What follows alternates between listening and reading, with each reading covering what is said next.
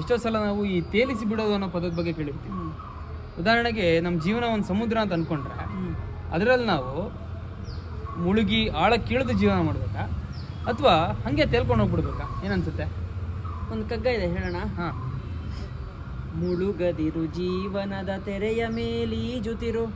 ಅಂದರೆ ಒಂದು ಈ ಪ್ರಪಂಚ ಅನ್ನೋದೊಂದು ಸಮುದ್ರ ಅಂತಾದರೆ, ಸಮುದ್ರನೋ ನದಿನೋ ಅಂತಾದರೆ ಅದರಲ್ಲಿ ಹರಿಯುವಂಥ ನೀರಿನಲ್ಲಿ ಸುಳಿ ಇರುತ್ತೆ, ಏನೇನೋ ಇರುತ್ತೆ. ಹಾಗೆ ನಮ್ಮ ಜೀವನದಲ್ಲೂ ಕೂಡ ಆಸೆಗಳು, ಆಮಿಷಗಳು, ಇದೆಲ್ಲ ಏನೇನೋ ಇರುತ್ತೆ, ಸಂಬಂಧಗಳು ಎಷ್ಟೊಂದಿರುತ್ತೆ.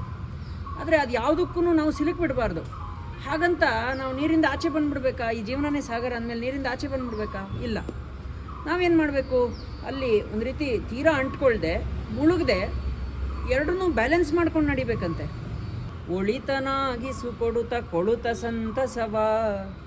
ಅಂದರೆ ಈ ಎಲ್ಲರ ಜೊತೆಗೂ ನಾವು ಬೆರೆತು ಜೀವನ ಮಾಡಬೇಕು. ಈ ಬೆರೆತು ಜೀವನ ಮಾಡೋದು ಅಂದರೆ ಹೇಗೆ? ಎಲ್ರಿಗೂ ಒಳ್ಳೆಯದನ್ನು ಮಾಡಬೇಕು, ಯಾರಿಗೋ ಒಂದಿಷ್ಟು ನಾವು ಸಹಾಯದಲ್ಲಿ ಬೇಡವರಿಗೆ ಕೊಡಬೇಕು, ನಮಗೆ ತೊಂದರೆ ಆದಾಗ ತಗೊಳ್ಬೇಕು. ಈ ರೀತಿಯನ್ನು ಮಾಡ್ಕೊಳ್ತಾ ಸಂತಸದಿಂದ ಜೀವನ ಮಾಡು ಅಂತ ಹೇಳ್ತಾ ಇದ್ದಾರೆ. ಈ ರೀತಿ ಯಾಕಿರಬೇಕು ಅನ್ನೋದಕ್ಕೆ ಈ 3 ಮತ್ತು 4ನೇ ಸಾಲ ತುಂಬ ಚೆನ್ನಾಗಿ ಉತ್ತರ ಇದೆ. ಕಳವಳಂಬಡದೆ ನಡೆ ಕಡೆಯ ಕರೆ ಬಂದಂದು ಮಿಳಿತ ನಿರು ವಿಶ್ವದಲ್ಲಿ ಮಂಕುತಿಮ್ಮ. ಈ ಥರ ಇದೆ. ಏನಂದರೆ ಇಷ್ಟು ಚೆನ್ನಾಗಿ ಹೇಳ್ತಾರೆ ಇಲ್ಲಿ ಗುರುರಾಜ್ ಕರ್ಜಿಗವ್ರು ಹೇಳ್ತಾರೆ. ಏನಂತಂದರೆ ಈ ಬದುಕು ಅನ್ನೋದು ಒಂದು ಸಂಭ್ರಮ ಅಂತಾದರೆ, ಜೀವನ ಅನ್ನೋದು ಸಂಭ್ರಮ ಅಂತಾದರೆ, ಸಾವು ಅನ್ನೋದು ಅದು ಶಿಖರ ಅಂತ.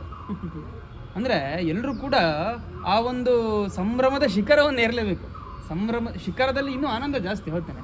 ಸೊ ಸಂಭ್ರಮದ ಶಿಖರವನ್ನು ಏರಿದ್ರೆ ಮಾತ್ರ ನೀನು ಜೀವನ ಮುಗಿದಂಗೆ ಹೋಗ್ತಾನೆ. ಬರೀ ಸಂಭ್ರಮ ಪಟ್ಟು ಶಿಖರ ಏರಲ್ಲ ಅಂತಂದರೆ ಏನಿರುತ್ತೆ? ಟ್ರಕ್ ಹೋದಾಗ ನಾವು ಪೀಕಿಗೆ ಹೋಗ್ಬೇಕು, ಅವಾಗ ಮಾತ್ರ ಅದರ ಒಂದು ಮಜಾ ಸಿಗೋದು. ಅದಕ್ಕೆ ಅಲ್ಲಿ ಹೇಳ್ತಾರೆ, ಈ ಸಂಭ್ರಮದ ಶಿಖರವನ್ನು ಏರಬೇಕಾದ್ರೆ ನೀನು ಏನು ಮಾಡಬೇಕು ಅಂತಂದರೆ ಎಲ್ಲರ ಜೊತೆ ಬೆಳೀಬೇಕು ಜಗತ್ತಿನಲ್ಲಿ ಅಂತ.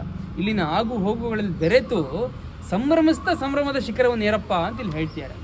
ಅದಕ್ಕೋಸ್ಕರ ನಾವು ಪೂರ್ತಿ ಅಂಟ್ಕೊಳ್ಳಬಾರ್ದು, ಹಾಗೆ ಅಂಟ್ಕೊಳ್ಳದೆ ನಾವೇ ಒಬ್ಬರು ಅಂತ ಸಪ್ರೇಟು ಇರಬಾರ್ದು. ಈ ರೀತಿ ಬ್ಯಾಲೆನ್ಸ್ ಕಾಪಾಡ್ಕೊಂಡು ಜೀವನ ಮಾಡಬೇಕು ಅನ್ನೋದೇ ಈ ಕಗ್ಗದ ಗೂಢಾರ್ಥ. ನಮಸ್ಕಾರಗಳು.